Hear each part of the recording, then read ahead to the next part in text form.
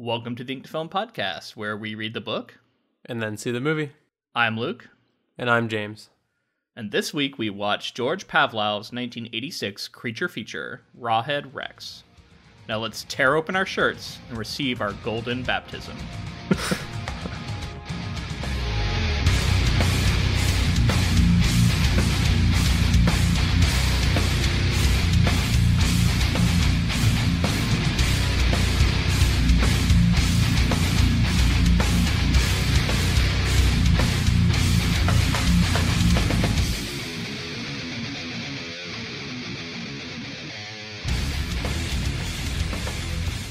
Alright guys, we're back. Last week we covered Rawhead Rex's story. This week we're doing the film.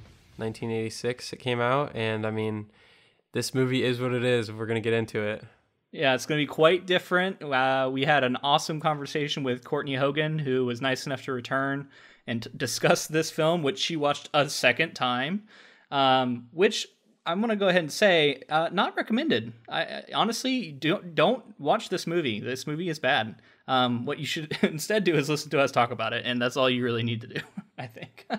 Yeah, I mean, it's one of the... we get into it. If you have a really, really burning desire to watch it, go for it, but yeah, I can't say that I condone it.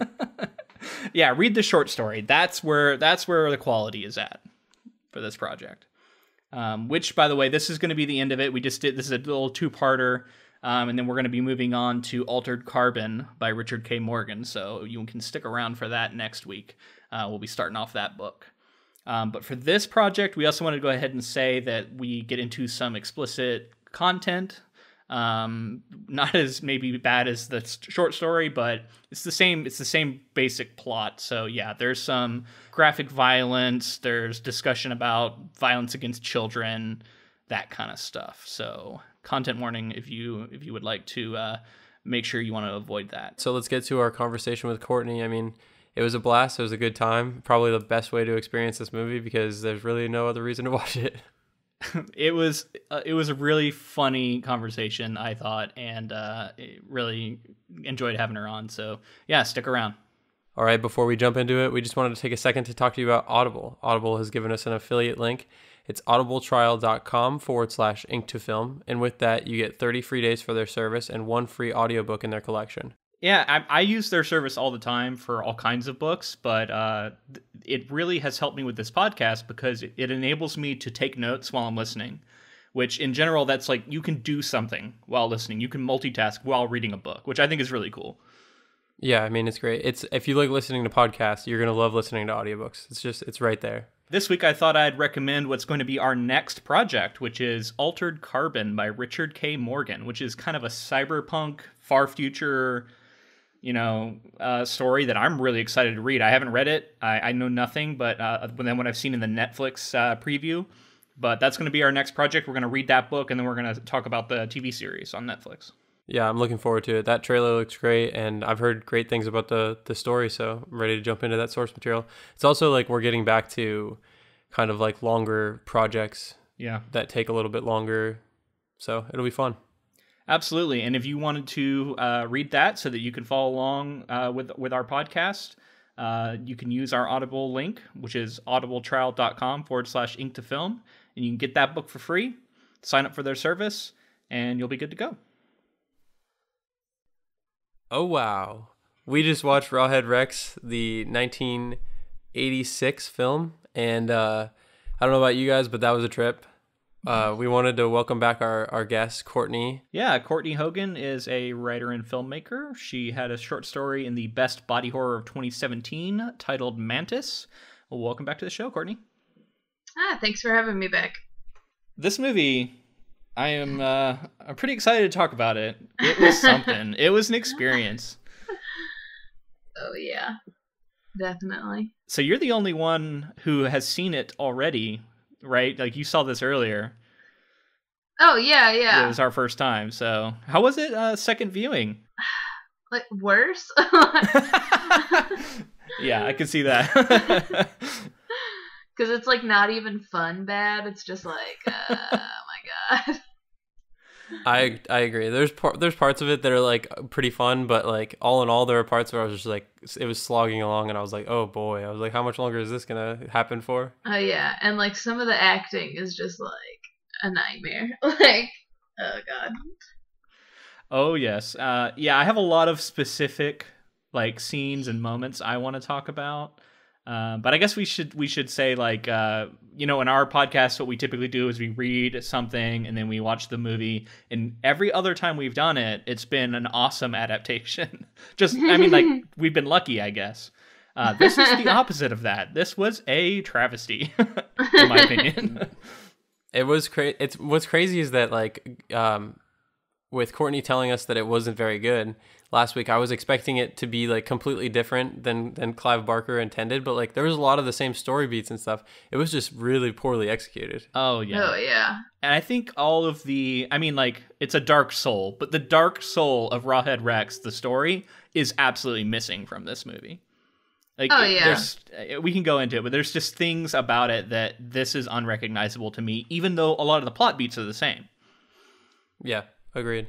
All right, let's get into this. So, Rawhead Rex came out in 1986. It was directed by George Pavlou, which I've never heard of. Yep. I'll tell you why in a second. Okay. He's a London-based British horror, science fiction, and thriller film director. He directed 3 feature films, and 2 of which were based on British horror writer Clive Barker's material. Uh-oh. What was the other one? Wow. The other one was Underworld, also known as Transmutations. Never heard of it. Do you know that one, Kourtnea? No. Okay. Yeah. So, I mean, that's kind of what he's known for. He did one other small, like, TV movie, I think. So he's known for this movie? He's basically known for this movie, yeah. Oh, man. That's why he didn't make anything else? Jeez. Yeah. I mean, there's so much that went into this. Like, I like, it's wild. Like, I don't know if we can specifically just point to him, but like he didn't help the movie out all that much. Yeah, well, like they at the end they're like, this is the digital effects or the effects studio we had for the monster creation, and I'm like, well, they did a terrible job. Like, yeah. Oh my god. Well, actually, I mean, I guess I'll just throw this one. I have some information about some of the stuff here and there, but I'll give you this one early. The special effects team only had 4 weeks to make the Rawhead Rex costume. Oh my god. That's tough. That's a quick insane. Turnaround. Why would that ever be the case? Right. If you're making an effects heavy film, like you're just going to be like, 4 weeks, guys. Like The Thing came out before this, and like the difference is like mind blowing. Yeah, absolutely. Yeah, I can't. It's wild. I mean, the effects work is like you it's tough to get it right, but like there's like, who knows if it was budgetary, who knows if it was studio input, if it was like the studio was saying like, you have to get this out in this amount of days or whatever it was, but they had a rough time, man. Like I feel for them because 4 weeks isn't enough time to get really anything done. Right, and then your studio is known as like the studio that made Rawhead Rex. Oh man, I have a lot more to say about how he looks, but do we want to do that now, or do we want to No, we'll jump into it later. The last thing I'll say about the costume and the special effects team is that the costume was done as a single piece with latex skin. Jesus Christ. Yeah. So that sounds awful. It's pretty tough. So the other thing we need to talk about as far as this is concerned is Clive Barker wrote the screenplay. And Clive Barker is known for, as far as film is concerned, he's known for Hellraiser, Nightbreed, Candyman, Rawhead Rex, and I mean his involvement in this project. I know, like famously, he's not a fan of how it turned out. Yeah, he we talked about it last time. He disowned this movie, and you know how, James, I like to look for the mention, right? Like based on the story by, or you know what I mean. Did you notice that does not appear in this movie? Well, his name is on it, but yeah, it's not like based on this. I didn't see the based on the story thing. I couldn't find Clive Barker's name anywhere in the actual film. Are you? I think it was at the beginning. Maybe I'm wrong though. I don't think so, man. Really I looked for it unless I missed, unless I blacked out or something because of how bad it was. I completely missed it. Definitely in the credits, he's not mentioned. Wow. He's not mentioned as the screenwriter or anything. Whoa. Wow. That's a cool thing about Clive Barker, though. Like, he's, like, super vocal about not liking shit. Like, if you guys, like, follow him on Twitter at all or anything, he really roasts anytime they make a new Hellraiser. Like, nice. So, oh, yeah. I think I do follow him with our inktofilm account. I will definitely check out his feed. Yeah, so I mean, I guess this is a good time to just ask you guys. I know you've kind of vaguely said, but tell me how you actually felt about this film. What did you think, Kourtnea? Oh no, this film is awful. Like I said earlier, it's like bad, but it's not even like fun. Like you can't watch it and like really like laugh. There are like a few really good, really funny moments, but there's oh god, like it's intentionally funny or nightmare. The first one, I have no idea if it was intentionally funny. I guess I'll wait until we actually talk about the movie to bring them up. But, like, no, I don't believe most of them were intentionally funny. Yeah, I agree with that. I would like to think that this movie knows how bad it is, but I don't think it does. Like, no. I think it plays it totally straight. Oh my gosh, yeah. Yeah, I mean, I'm right in there with you guys. Like, there's a couple things here and there where I was like, oh, that's pretty interesting way to do this or this and that, and like I will say that there's one actor who I was like, yeah, he's going over the top, but like he was going for it, and I was like really enjoying his performance. We'll talk about it in a second. Wait, is it Declan? Is the guy who played Declan? Oh yeah. Yeah. Oh man. Him touching that cloth.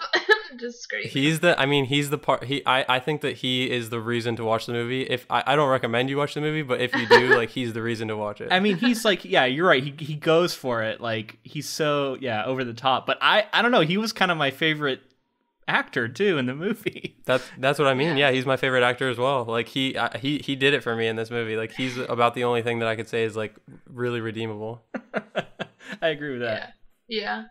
So yeah, I mean, I felt like the effects didn't do the movie any favors. There's like a lot of practical and also like in camera / after effects that are done, and it kind of, I felt like had they left things a little more, I don't know. All in all, the movie, the things that I want to get out before we get into the story is like, I felt like Rawhead Rex could have been, even though his costume wasn't all that, it like I guess Clive Barker probably wanted it to be. They could have obscured him with different lighting. They could have used different camera techniques. They could have done a lot to kind of add to the terror, but instead we get like broad daylight, bad costume fighting, and it's rough sometimes. Like from working like in film, like one of the first things I noticed about the movie watching it this time around was I was like, Jesus Christ, the lighting is a nightmare in this movie. It's awful throughout. Like, oh my god. I totally agree. Yeah, they were like, you know what? Okay, let's shoot in the daytime. Use natural lighting for every shot that we possibly can. We don't want to touch any lighting equipment. Yeah, they're like, don't put any lights up. You know, we're not gonna do anything. Like, we'll just. Yeah. Even the night stuff is like, the night stuff looks better because they had to use lights. Yeah, but like that's like the only reason. The moment where he's standing on top, like there's like a moment where he's standing on a hill and he's like silhouetted, like that's one of the best looking moments for that costume. Yeah. Every other time it looks terrible. I wanted to say when we covered The Thing, I think we talked about how John Carpenter really didn't want it to be a man in a suit. Or maybe we didn't talk about that, but I read that. Like, he really didn't want it to be a man in the suit, like a monster that's obviously a man in a suit movie, right? That is what this movie is. Like, you at no times are under any illusions about this being a guy in a big monster suit. Right. It looks like a high school basketball team mascot. Like, it looks fucking awful. Yeah. I agree with that. Like someone took an ape suit and like changed the mouth a little bit and added like a little bit more abs to it. I really feel like it was a missed opportunity to not make him just like a full-on penis. Like that's what the story calls for, and they didn't do any of that. That would have been like better. That would have been. Oh man. That at least would have made it good bad. Like. Yeah, at least then people would know this movie as like the dick guy movie, but instead it's just like people don't really know this movie. He looks like a big ape to me. I don't know. Did you it's think because the face, like his the bottom part of his face like protrudes so much that it is like ape like. Oh my gosh. And it doesn't move. I don't think he can move his mouth. It's fixed. Some of the best shots in the movie are like, it's like a close up and he's like supposed to be moving his mouth, but his eyes are just going crazy and rolling around really fast. Those are so good. And there's like a bunch of like KY jelly spilling out of his mouth, and like that's like all you can. Yeah. Oh no. I also wanted to mention that I felt like any sort of allegories or like subtlety to the story that was in the short story, we're missing a lot of that. I felt like there wasn't really any of the, any of like the sexual allegories or the like societal. Maybe there was a little bit with the religious stuff, but barely any. No, it's almost completely lacking, and it was like they did lip service to some of it, but that was it. Right. On like a serious note about it, I really think this movie, it defangs. I mean, even though you see his fangs constantly, it defangs the monster because everything he does happens off screen, almost, right? Like it constantly cuts away, which is the exact opposite of the Clive Barker story that never lets you look away, like we talked about. He forces you to see something you don't want to see. But every time Rawhead gets somebody, pretty much it cuts away immediately. We don't even see it. But that obviously that's probably for budgetary reasons, but it does it's a complete disservice to the monster that Barker created. All right, at this point, I think we should just jump right into the plot of this film. It's definitely very similar to the short story that we talked about last week, so we're not going to get too deep into the actual plot details, but I feel like there's definitely stuff to talk about as far as differences and kind of what we thought scene by scene, because there's some moments that we definitely need to talk about. So we start out, Howard is our main character. He's coming to Ireland to get info for a book he's coming to check out old religious sites. Which is a nice change, I think. Like I when I first saw that, I was like, oh, that's smart. Like it I don't know, it makes him more active in the story. Yeah. And we cut to some farmers trying to get a giant stone out of the farm, just like last time. It's a giant pillar.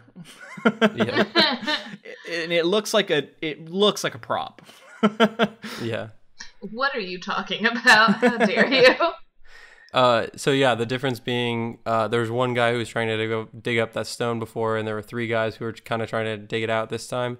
And then two of them leave, and a storm is brewing, and he's trying to dig the stone out by himself, and lightning strikes the stone, and Rawhead starts coming out, and we get this crazy reveal like right away. Right in our face, no obscurity, no darkness, daylight. We see the suit in the first like 5 minutes. There he is. Yeah, I mean it's the opposite of Jaws, right? It's almost like this filmmaker learned nothing about like what works in horror movies. Yeah, he watched Alien and was like, we should do the opposite of that. Yeah, exactly. Yeah, I think Alien is like Alien, The Thing, Jaws. Those are just great examples of like. Especially like there's it's so famously known that like the Jaws shark was supposed to be in so many more shots and they just couldn't get it to work right. And it's like instead of showing it and having it look awful, just obscure it, build tension by not showing it. Yep. The famous monster cam and that kind of stuff. Right. I think it would be much better served. This movie, I felt zero tension at any point. I agree with that. Oh yeah, no. So that a couple things about that opening part there. First off, now I don't know if this is just me. I don't want to make fun of an accent. However, one of the guys says table, and he puts about 6 A's in there. He says, "Me dinner's on the table," and it sounded to me like it could just be an actor who's just very bad, but it could also be. It sounded to me like an American trying to do like an Irish accent and just really doing it poorly. I'm not sure what it was, but it was like hilarious to me.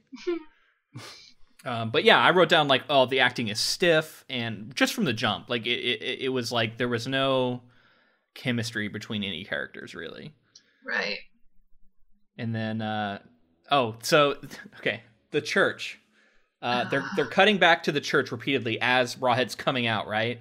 And they are singing a song that, as far as I can tell, is just the word hallelujah over and over and over again until like everyone passes out in the church from exhaustion. I don't know. Like they say it 1,000 times, it feels like. You don't know that one? There's no other lyric. That's it. You don't know that song? I bet I know what it's called. I definitely realized that was happening about like 10 or 15 times after 10 or 15 hallelujahs. I was like, okay, so they weren't going to pay for any rights for any songs or anything like that. They were like, just make up a song and sing it. Slam some keys on the organ, and we're all just going to say hallelujah along with it. The church that was like my first really funny scene that I did not know if it was intentional or not. And it was when, what's his name, Howard? When he comes in, and he's talking to Declan, and Declan's like being kind of a dick, but he's like, oh, like the stuff you're looking for isn't in this building, it's in the other building. And he's like, all right. He leaves, walks to the camera, makes a shitty face at the camera, and then walks out of frame. And I laughed so hard. I was like, I don't know if they just kept that in or what. Oh yeah, you're right. So funny. Speaking of that guy, our main character, I wrote down, he looks like John Hamm, but 75% less handsome. With a much skinnier face. Hey, you know what's funny is like he looked familiar to me. I'm like, is this somebody I've seen before? And like I went and looked, it's not. And I'm like, maybe this looks like somebody I know, but I still can't put my finger on it. Dude, it's John Hamm. I'm telling you. Is it? It's like a way less handsome version of John Hamm. He looks like a dad from some kind of movie. I can't tell you what movie, but he looks like a dad. 1,000%. In the next scene, like you said, O'Brien, he like in this same scene, kind of the same sequence where Howard leaves. He goes up and touches the altar, and it starts like glowing, and he gets these visions, and then immediately we're supposed to know that he loses his mind, and like is all weird, and the vision stuff was just interesting choice. It was wild, editor's choice or whatever it was. It was PowerPoint effects. Wasn't there like a fire? Like, didn't it like go to like a campfire in the woods? Like, what was even happening in this vision? I'm so confused. It was foreshadowing the like Jason style massacre that Rawhead Rex goes on later. Yeah, I guess. Oh yeah, I guess that's what it was. You're right. That trailer park. We have to talk about that trailer park massacre because that is a bonkers scene. Oh God. Oh man. Oh, so I kept thinking, okay, so this is just true throughout the entire movie, but I was expecting the Mystery Science Theater guys to be like at the bottom of the screen the entire time. Like, this feels like one of their films, you know what I mean? I would not be surprised if they've done this. If like them or the other guys. And if they haven't, they could do an amazing episode on it, so it would be funny. Oh yeah. All right, so Rawhead's out, and we see that he's like in a barn. He's like tore into this barn, and the guy's name is the guy's farm. I think his name is Dennis, and his wife Jenny. And Jenny like tells him like, "Hey, you forgot to shut the barn door." He goes up to look, and it's been like ripped off. So he like kind of goes inside, and then Rawhead attacks him, and very slowly murders him. Yeah. Very. First off, Rawhead bursts up like a cheerleader. Out of hiding. Yeah, you're right. Actually, that's pretty good. He looks like he would jump up and go rah as he's jumping. It's so awful. So Rawhead, after he murders Dennis, he starts moving towards the house, and he gets into the house, and Jenny's all scared, and she's a pregnant woman, and she starts running through the house to try to get away from him. And one of my favorite things that happens in this movie is, I don't know if it's the unwieldy suit or what it was, like they couldn't put as many, I don't know. Anyway, he goes to the house and like meticulously like wrecks like small things throughout the house. Like he flips the table, and he like goes over to the shelf, and he like knocks a couple bottles, like a couple like bags of flour off, and then he like goes back over to the other shelf and knocks, like he was just like going in and trying to destroy everything in the house. That I absolutely wanted to talk about that exact thing. I had that written down. So there's a meme or something, a video, I don't know what it is, that goes around the internet every now and then, and it's of like the Loch Ness, not the Loch Ness monster, the creature from the Black Lagoon. Creature from the Black Lagoon. He's just like throwing people and like breaking things and knocking over stuff, and it's like fuck this and fuck that and fuck this thing especially. Yeah, I thought exactly of that meme for this scene because that's exactly what Rawhead's doing. He's just like fuck this bag of flour, fuck this jar. Like, he's just like knocking over the table and just wrecking things, and it's so funny. It's so good because it's like he's bullshitting while she's like getting further away. He's just like, I'm gonna fuck up all this stuff on the shelf. Yeah, he does not even try to chase her because like she hides for so long that she thinks he's gone. At one point, like she goes upstairs and locks the door and is just like, all right, well, I don't like hear him breaking any more shit, so I guess he's gone now. And I mean, like, and that's such a horror movie like cliche, right? Like, she literally runs upstairs and hides in the bedroom.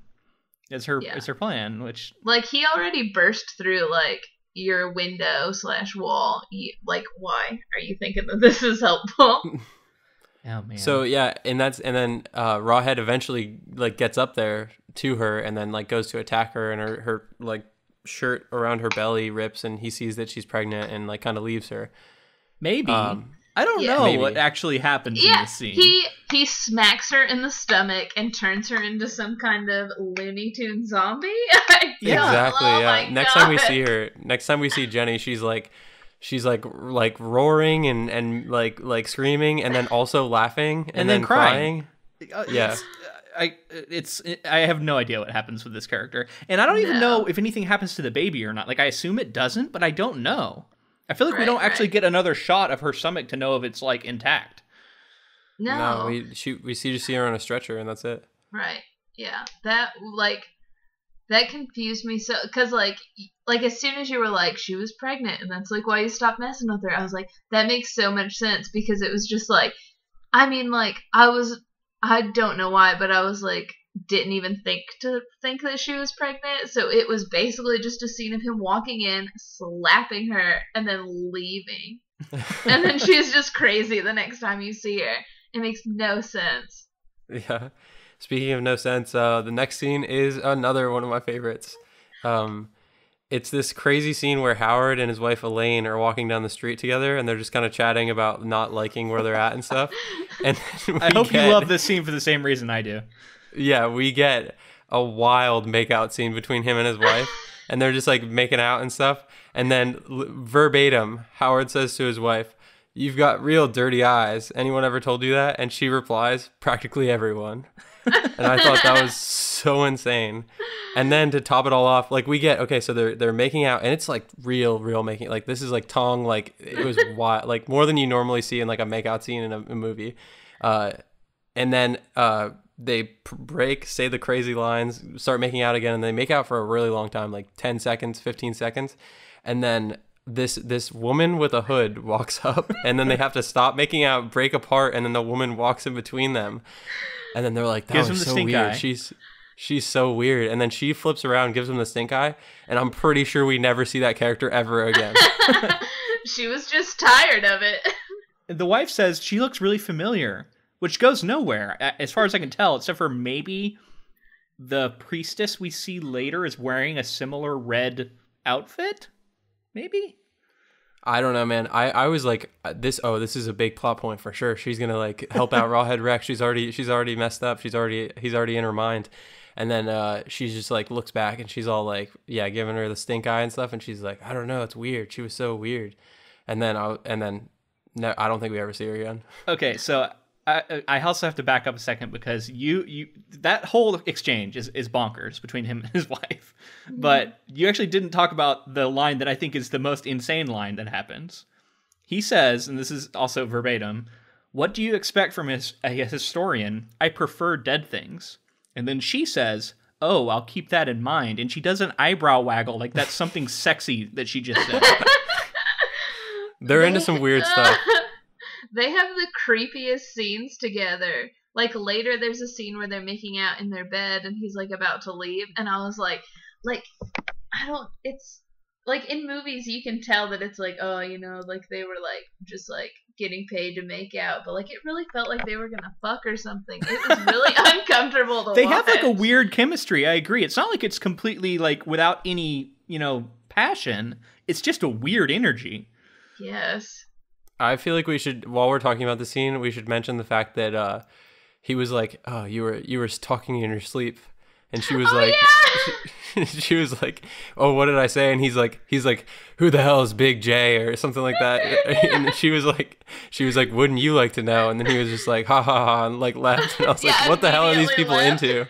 And then she says like Big J and like laughs to herself or something. Like, it's so weird. It was wild. Yeah, I thought that part was like especially insane. That's when I was like, what's happening? The chemistry between them is insane. What does she mean by, "Oh, I'll keep that in mind"? What does she mean by that? I'm gonna kill myself and you can have sex with my body later. That seems to be the only thing she can mean. Or she's like, "Oh, I'll definitely act like a corpse later." Like, exactly, she'll play that at least. They're gonna dig up a body. Like, that's what they're here for. They're the real monsters of this story. Such a crazy... I don't even know what to say about that. Interesting choices. But that's getting ahead of ourselves a little bit. So there's a farmhand who shows up at Jenny and Dennis's house. The people who... Well, the guy who was murdered and Jenny was the pregnant woman. Yeah. And he walks up into the attic where she's at, or the bedroom or wherever. And when he finds her, that's when she's like starts roaring and screaming and crying. And then the police show up and they take her away. And I don't think we see her again either. Yeah, we've talked about that scene. It's pretty wild. During this, though, they keep cutting to a couple of things that I think it's during this / maybe the weird makeout, but they keep cutting to Declan in the church, and he's just making crazy faces. He's just like mugging for the camera with like mad eyes repeatedly. Yeah, he's killing it too. He's really he really reeled me in. Like, I was really invested in his character. So before we move on, there was a scene I wanted to talk about. It keeps cutting to Rawhead walking through the woods, and it's I think unintentionally hilarious because he's walking through the woods and branches keep hitting him in the face, and it's clear that the man in the suit can't see them. So it looks like something out of Monty Python where he's just like unintentionally getting smacked in the face by tree branches. Awesome. Like, it's supposed to be scary, but I just found it funny. That's great. Oh yeah. So speaking of the woods where Rawhead Rex is, there's some teenagers in this trailer park area, and they are making out like crazy in front of this little boy who's one of their little brothers. I couldn't figure out which one. Yeah, I guess it's not clear. I always assumed the sisters, but maybe not. Oh, I assumed the brother. You thought that was okay? Because I thought that was just an asshole boyfriend. But I could see it just as an asshole older brother. Like, yeah, I don't know. He was being a super asshole to the little boy. So the little boy is like playing with his toys really loudly and like staring at them while they're trying to make out. And it was real weird. Real uncomfortable. They decide that they don't want this little kid watching them make out anymore. And they go outside to go make out in the woods, but not before being a dick to the kid again. As one does on a cold night. They took the kid's toy. Well, the brother or boyfriend, whoever he is, takes the kid's toy and locks him in the trailer, and they go off into the woods to make out. But he drops the toy on the ground outside the trailer, and this weird scene happens where Rawhead Rex walks up to this like trailer park area and like picks up the toy, or he like picks it up and then like drops it, but like throws it down with a force strong enough to shatter it into a million pieces. I'm glad that you noticed that, because like it was just like he just like gently drops it and it explodes. It's also like he's skittish in this moment. It's so unlike Rawhead from the story. Like it's like he hears a noise that's the kid, I think, and he kind of goes like, "Oh no," and like runs off into the woods. I was like, specifically, he hears a child and does not like immediately try to eat him. He's like, "Oh no, a kid." And he runs. Yeah, I was like, oh, this kid's so dead. But I was still thinking of Rawhead from the story. And yeah. No. I was like, are we finally gonna get? I kept like repeatedly through this movie. I was like, are we finally getting a kid murder? Are we finally getting a kid murder? So they're in the woods making out, and like eventually the little boy gets out of the trailer. And he's running after them to try to find them because he sees his toy shattered in a million pieces, and eventually runs into Rawhead like eating this guy who's hung upside down, and then like runs away after a little while, and Rawhead sees this kid too and doesn't chase after him again. eventually the boy runs away, and he like finds these other people in the trailer park and is like all shell shocked. He can't say anything, and the teenagers are like making out and stuff. They hear something and they try to leave, and then that's when they run into Rawhead, and then there's a chase scene and they're running away from him and stuff, and then the boyfriend gets caught, and like the girlfriend keeps running, and she has like, by the time she gets back to the trailer park, she thinks she's still holding her boyfriend, but it's just his like severed hand. Cartoony, right? And like, I guess like now I'm kind of realizing, but the death of like, there's so few like women deaths in this. Are there any female deaths in this? I don't actually think so. No, I don't think so. Super weird. Yeah. Yeah, but she gets away with his hand, which is like really cute. So there's a couple things about this scene that I wanted to mention. First off, the boyfriend, who's, by the way, his name's Andy, and the woman is Katrina. I don't know. I wrote those down. I think the kid's name is Neil. So Andy is just awful. He's just an awful person. And he says, literally, I'm going to kill the little brat one day. I'm going to kill him. See, that's as why they're I like thought making it was out. And I'm like, I know, but like the way he says it is like serious. Like, I am like confessing a crime to you right now. And I'm like, that is like the hugest red flag in the world. She's super into it. She's like, yeah, make out with me more, please. Well, it's weird because like she, I don't know. I mean, again, to get kind of serious with like the stuff that's going on right now with the Me Too campaign, or whatever you want to call it. Yeah. This scene is so gross because he's essentially sexually assaulting her too, because she doesn't want to do it. Like, it's weird. Like, she keeps saying no, like it's too cold out here. Let's go back. I don't want to have sex with you, but he clearly does. And he's being like really forceful and pushy about it. And I think it's designed on the filmmaker's part to make us hate him. But it's also like, I don't know, it's just like an uncomfortable trope that I feel like we've all grown too accustomed to. Oh, yeah. Yeah. I agree. So it's funny because you said they see Rawhead Rex and run, but that's not actually what happens. They see the body of the guy who's been strung up, and then they run from it like it's chasing them. Which I also thought was really funny. Like, they don't just go like, oh, I'm startled, I'm gonna like run off a little bit and then like catch my breath. They freaking run for really long ways, and then Rawhead jumps out at the last second and snatches him. Like, it's really weird. I don't know. It's just people behaving in just bizarre ways is like a hallmark of this movie. Oh, yeah. Definitely. After this whole B-plot thing happens, we go back to Howard, and he is warning the police because he saw a 9-foot-tall man who may be behind all these killings. And like, they're not helpful in any way. They're like the cliche like cops who don't listen to the people. Well, we didn't talk about this. This is I think this is like he when he leaves after the Big J part, right? He's going out to just like investigate like some cop sirens or something.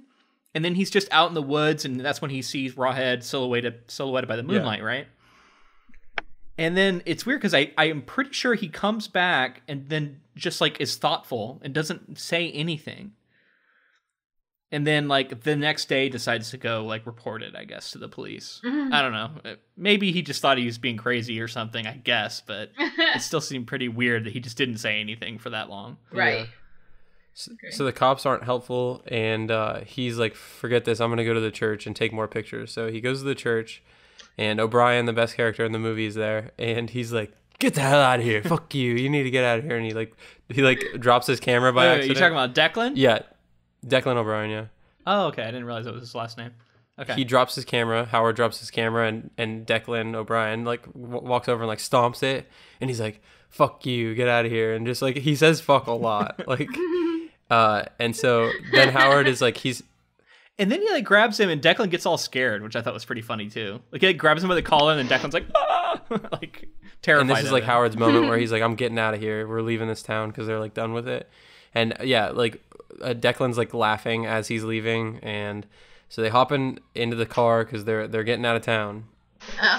Like when he's at the police station, the cops like. He's describing it, he's describing Rawhead, and they're like, it's just like these kids' drawings, and they have all these kids' drawings of Rawhead Rex, like they're like professional sketches. It was so like weird and out of place. There's just like his entire fucking desk is covered in kids' drawings of monsters. It's insane. It's interesting because that comes up in a lot of other horror movies where you see like a creepy kid drawing, but like these didn't seem creepy to me. They just seemed funny. Like, it was very cartoony, crayon drawn, like because Rawhead looks like an ape too, so it just looks like an ape screaming, like in all of them. Is what it looks like. So there's actually a scene where like a group of the people in the trailer park decide to go out into the woods looking, and they find the body, and then they go. One guy turns to another one, and he's like, "Someone call the police." Okay, they just had a severed hand of a missing person back in the trailer park, and this is the moment where he's like, "Now we should probably call the police." You know what? You don't talk about stuff like that in the trailer park. You're like, oh, it's a severed hand, but who knows what could have caused it. You don't snitch in the trailer park. So Howard and his family are leaving town because they're just kind of done with it. His wife, Elaine, had been talking a lot about how she didn't like it there. And as they're driving, they think they see something, Elaine thinks she sees something in the field, and so they like drive reverse to check it out, and it's just a scarecrow. And which is scarier than Rawhead, by the way. Like this scarecrow is. I was gonna say, like, you know how badass it would have been if in that shot, like the car drove away, and then like it's like Rawhead from the back or something. Like he was like standing in the field, and they just thought it was a scarecrow. Like that's like that would have made me laugh the thing is, it so hard. What was so good about it was it looked like a person, but you could tell it wasn't, and that's the problem with Rawhead. At no times do you look at Rawhead and not know it's a person in a suit. You know what I mean? So that's why it's already better. So all along their trip, their daughter needs to use the bathroom. So they pull over, and she like goes over to the bushes and does her business. But right before then, she like screams. Just like the story. Yeah, just like the story. She screams, and Elaine and Howard run over to her and find out it was just a dead rabbit in the bushes. And in this moment, they left their son behind in the car, and he's like reading his comic books and stuff, and he gets snatched, and there's like a whole attack that happens, and the little boy's acting in the scene, primo, like really, really good. It was so funny, man. He's like, the screams and stuff were pretty solid, and he gets taken away, just like the story, and Howard kind of runs after him, can't do anything about it, and gives up after like 30 seconds of running. So there's also this bizarre sequence of events where Rawhead starts coming into the car to get him, and then Howard looks back at the car, and there's nothing happening at the car. He just looks at it, he's like, and then he goes back to what he was doing. And it's so weird because it's so like, I don't believe it for a second that you could like look at the car in which someone is attacking your child and notice nothing. And it's not it's a monster. That's the worst acting in the whole movie. That's the worst acting in the whole entire movie. Because after he realizes that Rawhead is like trying to kill his kid, he jogs to like that metal gate and then just stands on the other side of it and goes, no. Yes. Well, the best part is that it takes him like less than a second to like push his way through the gate after he's already dragged his son away. Like he just like shimmies through it real quick. Like it's not like it was like holding him back. Right, it's just like a tiny like gate door that they fling open with ease. He just stops, grabs the bars, and goes no before they take his kid. Now we do actually see blood on Rawhead, and this is, I think, the only time that we actually like he's like all bloody, just to let us know he actually killed the kid. Yeah, but we don't actually see anything once again. Yeah, they cut away again. It's him like grabbing him, screams, cut back. Rawhead is like bloody, running away, cut down to the ground. There's like a piece of like bloody clothes and a shoe. Yep. Yeah, and that's to me the opposite of what the Clive Barker story is. Oh, yeah. You know what I mean? And the cuts are atrocious. Like, they're really bad and awful and jarring. Like, yeah. I just want to give a shout out to the little boy. He was reading Marvel's Secret Wars 2, which I remember reading when I was a kid. Oh, yeah? Somebody, I think I got like some hand-me-down of it or something. Somebody, I read it somehow, and I was like, I saw it, and I was like, oh, he's reading Secret Wars, because it was like 86. Is that a reference of some kind they're making? Is there any connection to Rawhead Rex you can see in that, or is it just a random comic book they gave? No, it's just random. It just was probably the most popular comic that was coming out when the production was happening. Oh, yeah. I'm not surprised. They missed. I mean, not that I can see at least. Somebody, you could probably argue a connection somewhere, but not that I can think of. Howard is like, they get back to the police station after all this, and he's like really angry at the cops for not doing anything. But the cops, I mean, what are they supposed to do in the situation? Like they can't like, he says that he wants them to go door to door and ask people what they know about Rawhead Rex. Oh my gosh. I made a mistake. This is where he busts out the child drawings. Yeah. The police sketch child drawings. They're great. Yeah, they are super funny. When he first pulled one out, I was like, an adult drew that. No doubt about that. Yeah. An adult trying to draw like a kid, right?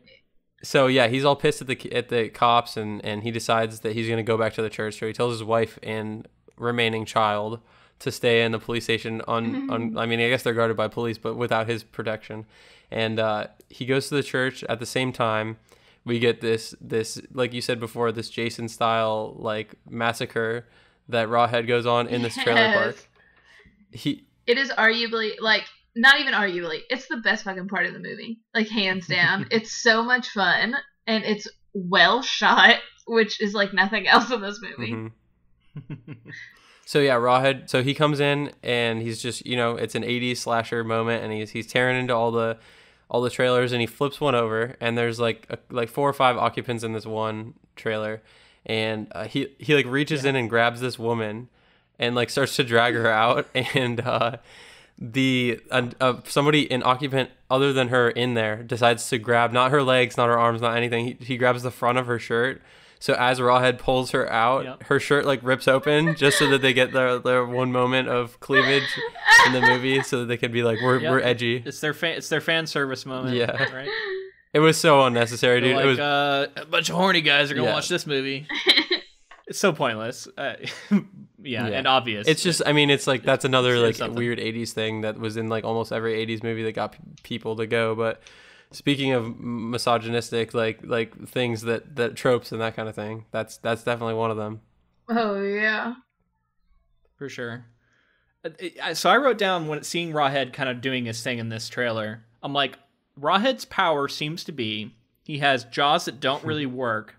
And he is like 10% stronger than a person. Yeah. Like, he's a big like biker. Like, that's all he looks like. He looks like just a big biker with a misshapen head running around, snatching people up. There's like a thing where like people take turns running up and like getting grabbed by him. They all run up to him, and then he grabs them and like throws them against a thing, shakes them, drops them. Then someone else runs up and he does the same thing. And I just kept thinking, like, this guy in this suit has got to be having such a hard... Like, he must not be able to move. Because it seems like they were trying to work in a way in which he didn't have to actually do anything that required any real movement. Yeah. Yeah, definitely. Yeah, well, he said the suit was, like, completely made out of latex in, like, 4 weeks. So I bet that suit is not functioning well. That might explain his wardrobe as well, his biker gear, because they probably had to cover some rips or something. Yeah, you could tell he couldn't turn his head though. Like he would, whenever he turned, he had to turn his whole body. Oh yeah. You know, I read a thing that said the actor Heinrich von Schellendorf, and apparently he worked out for 2 months for this role. So he worked out like really heavily, like movie worked out for 2 months for this role. Oh no. See, and like this, to me, this monster should have been. They should have got a guy who is like 7 feet tall and thin. Yeah, to play this, that's exactly what I think. Better. Yeah, I think of you think like, what's his name? Is it Javier Botet? He does like creature effects. He did like Mama. He was the Mama guy. He was the new Alien movie, and like he's like super tall and really thin, and just like there's something like wrong with his body where it's just like, kind of twisted. And like that would have been like so much better. So much better. Because you could tell, this guy he was so bulky, it just looked awful. Yeah. Apparently, it's just like a ripped dude running around causing problems. Apparently, the first choice for the role of Rawhead was Peter Mayhew, who famously is Chewbacca from Star Wars, but his fee was too high. Of course it was. For some reason, you were like, the first choice was, and the first thing that came to mind was Jean-Claude Van Damme. And I don't know why. I was like, first choice, 100%. Jean-Claude Van Damme. All right, next up is another of my favorite scenes. We get a scene from the book that I wasn't sure would be in the movie, but I'm glad it was. Reverend Coots sees the other Reverend, Declan, getting peed on. And I just want to say that it was the baptism by pee, and I want to say that it was quite a powerful stream. It was good special effects work. A lot of the budget probably went into that believable stream. It was literally just like a hose that they had attached to him. And it was he's like not moving too. Like he's just standing there just like a statue. Yeah. I don't know. And no monster cock. No. Well, he doesn't have genitalia. They didn't have the budget. He is the genitalia. Yeah. Oh man. Yeah, such a good. I actually wrote down like I was like, are we gonna get piss? Are we gonna get piss? We got piss. Like I was so excited. I will say like it's kind of a bummer, but we did not get a cum-filled church scene. That's true. We didn't get that. They didn't go to the very edge of the cliff. They didn't push the limit. Well, and that's the thing. Like none of these scenes make sense in this movie. Like they made sense in the story.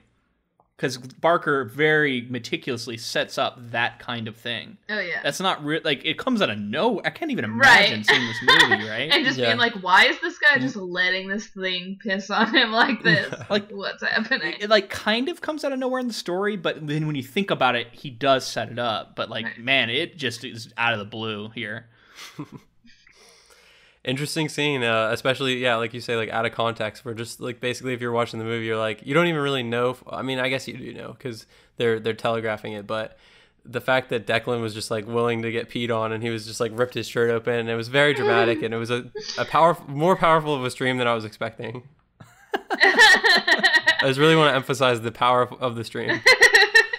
Oh man, I haven't mentioned it yet, but just to like harp on this Rawhead costume more, he has some sort of like bulbs in his eyes that are very obvious, like light bulbs that turn on.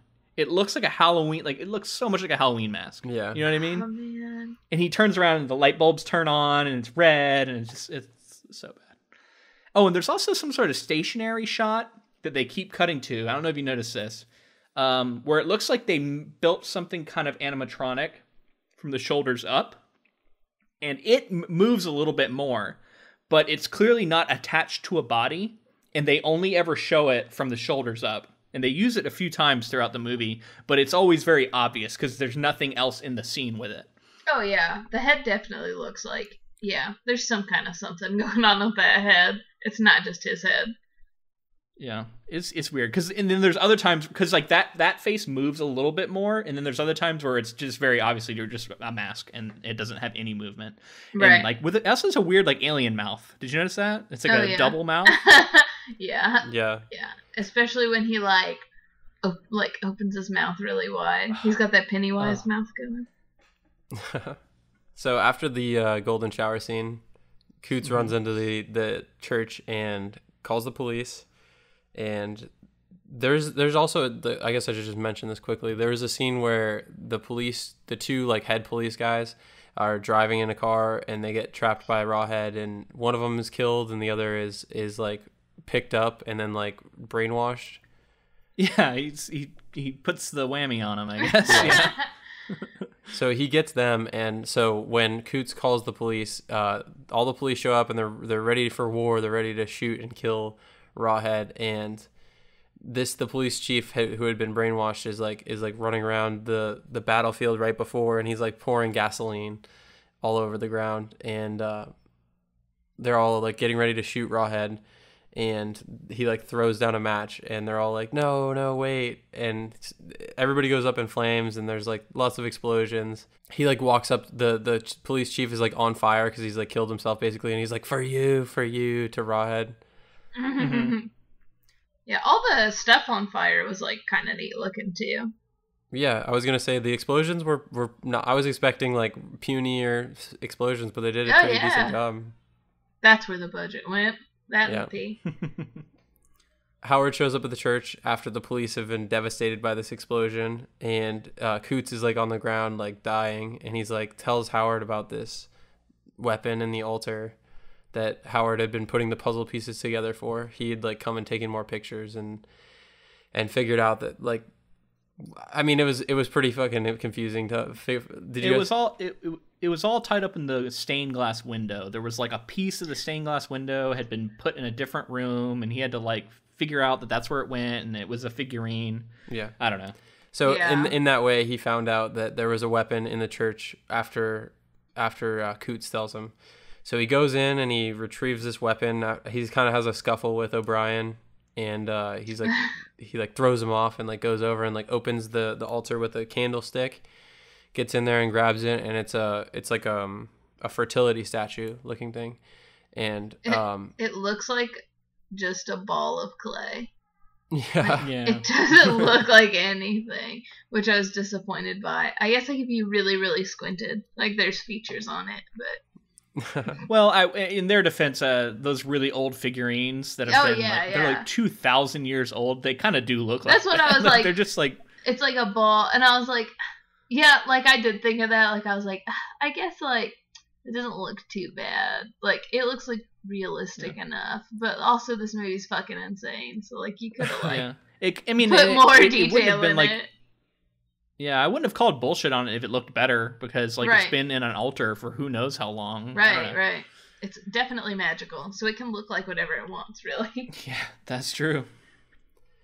So once Howard has this weapon, he goes to face Rawhead and O'Brien, and they're going to like this graveyard area and outside of the church, and Rawhead like shows up, and O'Brien is also there, and Rawhead like grabs O'Brien and like tears out his throat, which is like a really interesting first up. It's so good. It's not good at all. Oh my god. That's what I mean by it. It's the opposite of good. Like he picks him up like lovingly. He very gently picks him up, and then his like mouth is not even touching like Declan's neck, not even touching it, and then just blood just squirts out, and I was like, is he puking on him? It's so slow too. It's slow motion, like he's leaning in for a kiss. Yes, it's the most gentle, sweet. Like, yeah, he picks him up really slowly and carefully too, like he's like hugging him. He gets up on his throat. He literally just puts the mouth of this like creature onto the guy's throat, and then like after a couple seconds of like just sitting there, it starts spraying blood. There's just like a squib of blood goes off, and that's it. Right. They must have had like one thing, like one set of tubing, and they were like, you gotta fucking get this blood out. You gotta nail it. I feel like there was a lot of that in this movie. I was gonna say, there was the moment, there was a lot of like, all right, we got one take to get this done. There was the moment when the police chief and when Rawhead attacks their car, the car like flips onto its side, and you can tell that they had like unscrewed the windshield so the windshield would fall out and break. And literally just the windshield fell out of the car and it didn't break. It was just laying there in front of the car. Fuck. And they're like, all right, we're keeping it, whatever. That's it. So he's fighting Rawhead with this figurine. He like he's holding it up above his head, and then Rawhead like takes some swipes at him. Oh. And he like drops the figurine, and he bitch slaps him across the cemetery, which is one of the other best parts of it. He walks toward him like he's really gonna do something to Rawhead. He really believes in this figurine, and Rawhead looks at him and like legitimately bitch slaps him across the cemetery. I'll give him props. We talked about this in the story episode. We felt like it should have been the wife. Yeah, and I liked that. They do that. It's a good change. Yeah, I did like that change a lot. Yeah, so he's fighting and he's losing, and the weapon isn't working, and then Elaine, his wife, shows up, and she picks it up and starts using the weapon, and light starts flying out of it. Bonkers special effects lights start it comes coming out of its vagina, by the way. Definitely exactly where a vagina would be. It comes out of. Yeah. Howard out loud says, "Oh, it takes a woman to use this weapon or whatever," and like lots of lights are coming out, and I was like, "Oh, cool! It's gonna be like powers, whatever. It's got powers," and it takes him down, and then a woman spirit pops out of the idol thing and like comes floating down. She's wearing a similar shawl, cloak, whatever to that woman earlier, and that's the only connection I can make. But it's not the same woman. No, it's not the same woman. It cannot be. No. I don't know. It's not. I remember her face being very different. It was just she was wearing a similar outfit was the only connection I could make. I didn't even think about that. It would make sense, I guess, but who knows if it actually makes sense. Yeah. And the lights. Oh, and then Howard runs over while Rawhead's getting hit with this like blue energy, and he runs up with a stick and is like, "Yeah." Well, that's the finishing blow. That's the finishing blow too. Yeah. And I wrote down like, "I'm helping." And then Rawhead bursts into like what you see when your like TV screen like blurs, or what you used to see when your TV screen like couldn't pick up a signal. It's just fuzz. It's nothing but like really colorful fuzz. Oh my god. Yeah. So he like ages in that moment from the powers of the shovel smack or the stick smack. It's like in the Indiana Jones, right? Yeah. Yeah, but worse, much worse. Which like that's an effect that they didn't need, and they could have spent that money elsewhere where they desperately needed it. Yeah. Well, they had to make a new head for him, right, to make him look older. So they had to craft that. They had to do in another 4 weeks, probably. They could maybe they just like put it under a heat lamp and melted it some or something. Add some gray to its hair. So yeah, I mean, after that fireworks show of a special effects moment, he's smacked by a stick and then falls into a grave below, and stones fall on top of him. And legitimately, I was like, oh, we'll have like another minute of film or so. We'll probably get like everybody's happy ending and all this stuff. We cut to a grave. The boy sitting over the grave, putting flowers for the brother / boyfriend. It's our buddy Neil, I think. Yeah. Doing just as bad a job as ever. Like he's so bad. So he's putting flowers on the boyfriend or brother's grave, and he doesn't look sad. That headstone is like, I don't know, a $10,000 headstone. Like it's insane. Massive. It was giant. I was fancy, thinking about that too. I was like, no way, trailer park guy has this headstone. Right. And the kid doesn't look sad either, like at all. No, he's just like lazily putting. Yeah, he was like, my dickhead brother's finally dead. And of course, we get a situation where the boy walks out of the graveyard, and that's the end. Not. Oh, Rawhead. Or is it? The Carrie grave pop up. Yeah. But I was like, come on. This is something we talked about. It's not even shocking at all. Yeah. No, it's not. Like it's just like, come on. You were in that monsters class with me, right, Courtney? Yeah. Yeah, we talk about that was something we talked about in that class where it was called an "It Lives" ending. And that's I wrote it down. I was like, "It lives," and that's a big trope where at the end the monster is shown to still be bad or to still be there but still be alive. Right. Yeah, it's just another huge horror trope. Yeah. Right. And not even done well. It doesn't linger on it. Not done well like at all. He doesn't pop up. He like sits up real quick and then it immediately like cuts to credit. It immediately cuts. Like you barely see it. Yeah. It's so bad.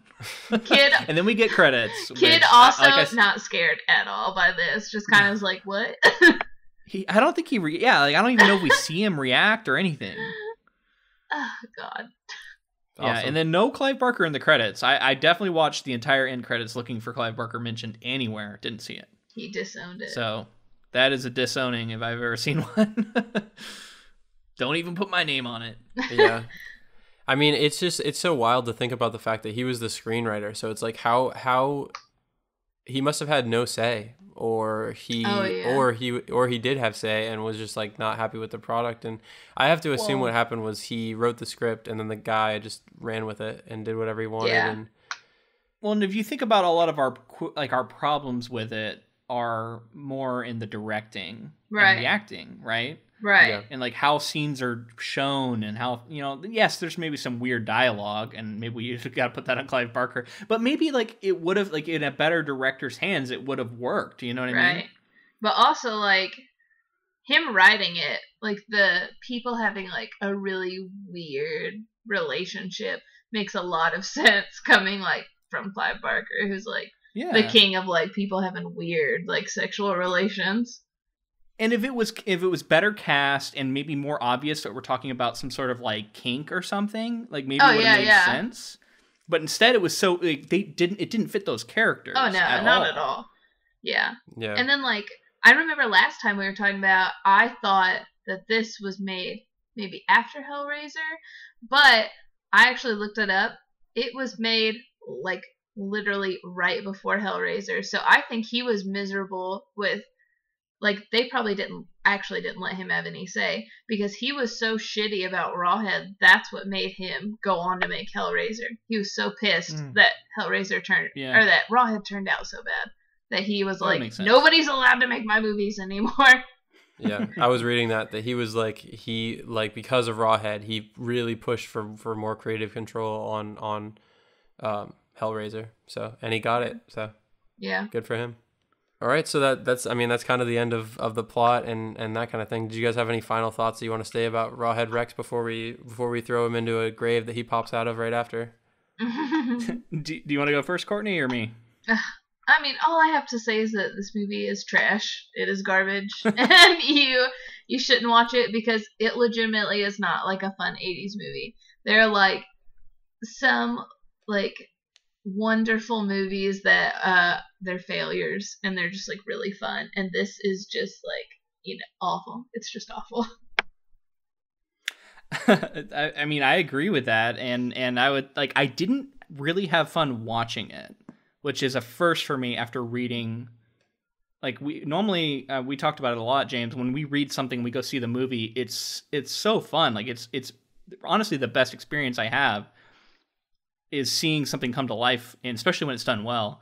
And this is just the complete opposite of that. It was no fun. It was joyless, and it was sad too, because it felt like it was like just such a poor adaptation of a material that I really liked. And the most fun I had with this movie is talking about it with you guys. So that's I think the best way to hear about this movie is probably to listen to this podcast and don't watch it. No, don't watch it. It pisses on Rawhead's grave. I agree with you guys. It's one of those things where it's like, it feels like a lack of planning. It feels like a lack of caring, whether it was budgetary, whether it was studio input, whatever it was, it just didn't work out the way people wanted it to. It's really one of those movies. It's like, it's kind of a miss. Like, you don't need to check it out. No. There is a really long trailer on YouTube for this movie that shows pretty much every major scene. And so I would recommend, I mean, it's not really long, like it's not, it's like 5 minutes. But if you were curious about this movie, watch that trailer, don't watch the film. But if you want to torture yourself, I watched this movie on YouTube. So it's on YouTube immediately. Yeah. You just put Rawhead Rex in, the whole movie pops up. All right. Well, last time we ended, we talked about your social media and stuff, but I want to give it again in case people didn't listen to the story episode, which you should. But just in case, where can people find you, Kourtnea? Probably easiest to find on Instagram, and it's Kourtnea ZH. So my name is wonky. So it's KOURTNEA_Z_H.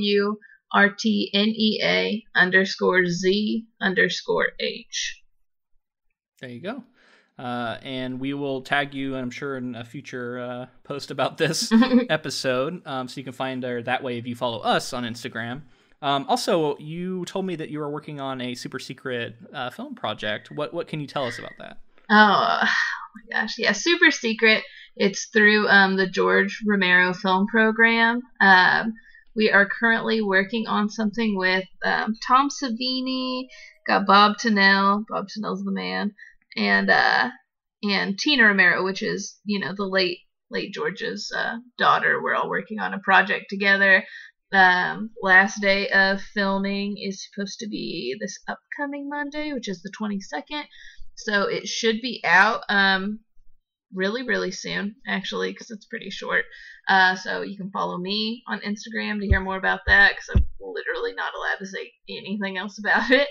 Or if you follow Tom Savini will post about it. He already has, actually. So cool.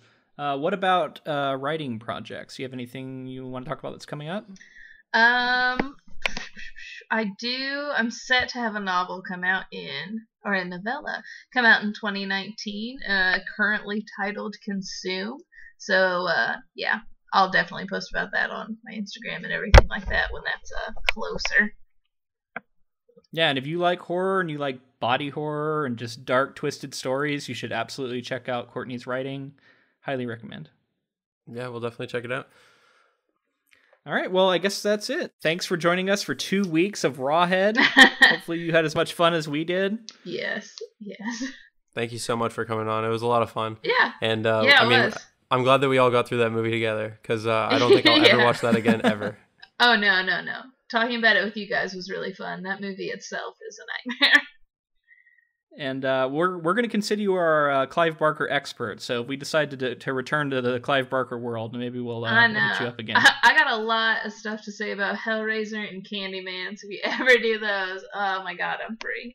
Those are both on our list. Okay, cool. All right. Well, thanks a lot, Kourtnea. All right. Thank you for having me. All right. That was the end of our coverage for Rawhead Rex. We really enjoyed having you on, Kourtnea. Come back anytime. Yeah. Thanks for coming on. If you wanted to find Inktofilm on social media, we're on Twitter, Facebook, and Instagram. All of those at inktofilm. We're pretty active on there, so if you want to send us a message or post anything, go ahead and do it. Yeah, and if you wanted to send us a more direct message, you can just email us at inktofilm@gmail.com. And we'd love that feedback about future projects or previous projects or this project. Doesn't matter. Go ahead and send it to us. We'd love to hear from you. Speaking of future projects, we are going to be doing Richard K. Morgan's Altered Carbon next, so make sure you pick up a copy of that if you like to read along. Make sure you can use our Audible ad or our Audible affiliate link to do that. Also, before we get to the rest of our thank yous, I wanted to give a quick shout out to a listener named Mila, who is one of our favorite listeners. She wrote us in for our Last Looks episode. She just got married over the weekend, so just wanted to give her a big congrats on that. Yeah, congrats. It's awesome. And if you really enjoyed this episode, first off, thanks. But the way you can show us some love is to leave us a rating and a review on any number of sites where, including something like Facebook, which is where we're going to get ours today. On Facebook, we got a review from Grant who gave us a 5-star review. And he wrote, "This is the podcast I've been waiting for. Such a great idea. It's been a great companion while I'm reading It by Stephen King. Love it. Keep up the great work." So, fantastic review. Another horror project we worked on, if you want to check that out. That was actually our first project, so way back. But yeah, we love that. So anything like that, we would greatly appreciate it. It helps us a ton. Yeah, thank you for that. Also, we wanted to say thank you to Audible for our affiliate link. If you wanted to get 30 free days and a free credit for an audiobook in their collection, our Audible affiliate link is audibletrial.com/inktofilm. Also, we just wanted to say thank you to AKnewGod, who provided us with our intro and outro music. All right, that's it for us. We will see you guys next week. I'm Luke. And I'm James. See ya.